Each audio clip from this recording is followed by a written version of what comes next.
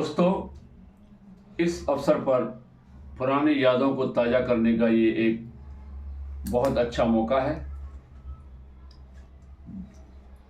सन 1990 के दौर में जो अयोध्या में श्री राम जन्मभूमि आंदोलन चलाया गया था, उस समय धौलपुर जिले से अनेक कार्यकर्ता कार सेवा में अयोध्या गए थे। कई संघर्ष किए, अनेक रुकावटों के बावजूद बहुत लोग अयोध्या पहुंचे थे। उसके बाद जब अंतिम कार सेवा 6 दिसंबर 1992 को हुई थी, उस समय भी चूँकि उत्तर प्रदेश में कल्याण सिंह जी का शासन था, बहुत से लोग धौलपुर से वहाँ ढांचे को गिराने की दृष्टि से पहुँचे थे तथा बाबरी ढांचे को गिराने में अपनी सक्रिय भागीदारी निभाई थी। धन्यवाद। जय श्री राम। जी, क्या नाम है आपका? भगवान दास बंसल। कहाँ के निवासी हैं आप? बाड़ी के। आपने जो कार सेवा दी है, हमें जानने में आया है, तो ये कार सेवा किस तरह की है, किस तरह से सेवा की जाती है? कृपया आप जनता को बताने की कृपा करें। अपने हाथों से किए हुए कार्य को कार सेवा कहते हैं।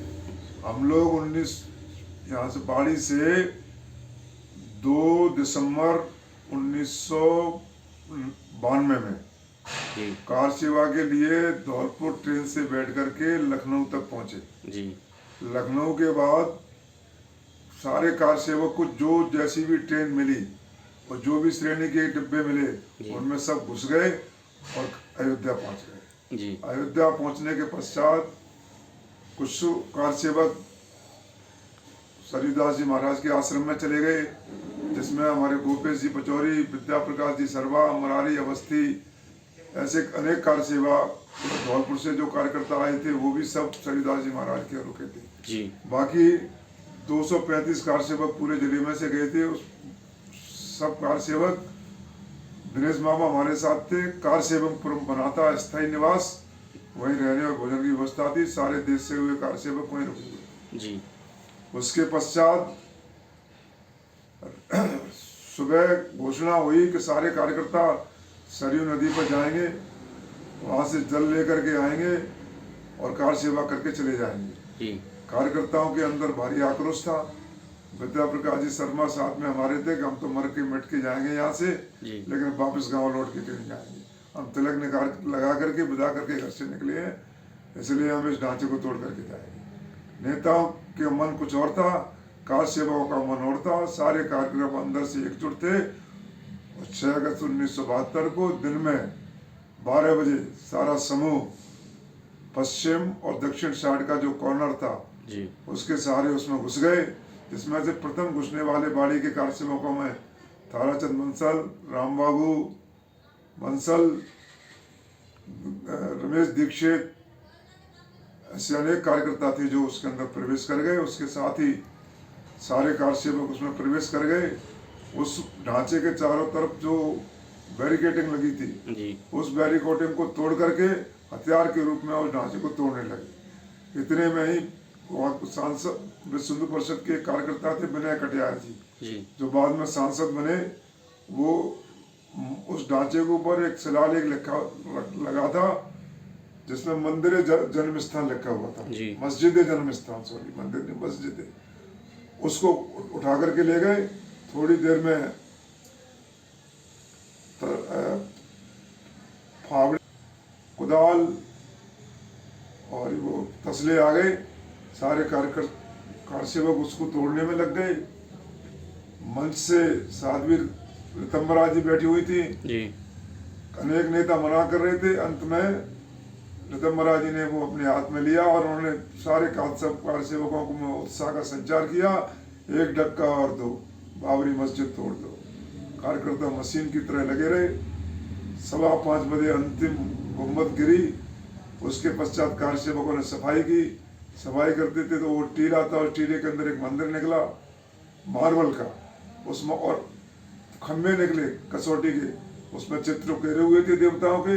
वहाँ एक काकभूषण जी का विग्रह, भगवान राम का छोटा सा विग्रह काला, एक सोने का कटोरा मिला वहाँ पर और अनेक सामग्री मिली। वो पास में ही एक कमरा था, उसके संग्रहालय में कार सेवकों के द्वारा रख दिया सबको उठा करके। उसके पश्चात दूसरे दिन सुबह सफाई के बाद एक चबूतरे का निर्माण किया। चबूतरे के निर्माण करने के पश्चात वहाँ राम जी को स्थापित किया, टेंट लगाया, एक डंडा लगाया, ऊपर से तिरपाल टांग दी और रामधुन करने के शुरू कर दी। उसके बाद रात्रि 2:30 बजे भारत की मिलिट्री पहुंच गई। कार सेवकों ने कारावास का उस स्थान को खाली कर दिया। प्रशासन ने कर्फ्यू घोषित कर दिया और उन्होंने कर्फ्यू घोषित करने के बाद प्रशासन ने कहा आप जाइए इसको छोड़ करके यहाँ से, और प्रशासन ने जबरदस्ती कार सेवकों को अयोध्या से निकाल करके ट्रेनों में बिठा दिया, बिना टिकट के भी बिठा दिया। कुछ लोग टिकट से आए, रास्ते में गाँव के जो गांव मिलते थे बाबरी मस्जिद समर्थक, उन्होंने पत्थर फेंकना, उन पर फायर करना, आग लगाने का काम किया। उनसे जूझते हुए कार सेवक आपस में एकजुट होकर के उनसे मुकाबला करते हुए वापस लौट करके आए। वर्तमान में मंदिर का क्या स्वरूप है अयोध्या में? सुप्रीम कोर्ट के निर्णय के बाद राम तीर्थ क्षेत्र का ट्रस्ट गठन किया। उसके माध्यम से भारतवर्ष के प्रत्येक हिंदू से दान ग्रहण किया। उसके माध्यम से मंदिर का निर्माण हुआ।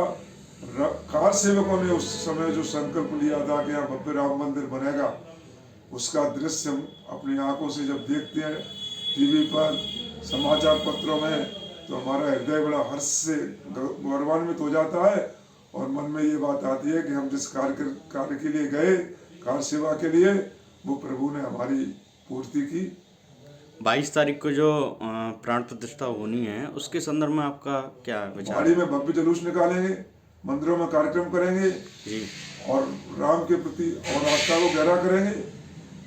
भगवान से प्रार्थना करेंगे इस राम मंदिर के निर्माण के साथ ही हमारे राष्ट्र में राम राज्य जैसा हमारा देश विकसित हो, कोई भूखा न रहे, राम की न्याय व्यवस्था हमारे देश में लागू हो, सब में सद्भावना हो, व्यक्तियों का कल्याण हो। इस शुभ अवसर पर आप जनता से क्या अपील करना चाहेंगे? सभी राम मंदिर के कार्यक्रम में 22 तारीख के पश्चात वहाँ जाएं दर्शनों के लिए जी। अपने घरों पर। यहाँ 22 तारीख को दिन में टीवी पर उसका देखें, रामधुन करें, अखंड रामायण का पाठ करें जी, शोभा यात्रा में शामिल हों और उस दिन सारे कामों को छोड़ करके घर पर दीपावली मनाएं, अपने घरों पर दीपक जलाएं, 5, 11, 12 लाइट जलाएं और ऐसा हो जैसे भगवान राम जब वनवास से लौट करके दीपावली मनाई थी, उसी प्रकार की दीपावली हम सब लोग अपने नगर के अंदर मनाएं। जी, धन्यवाद।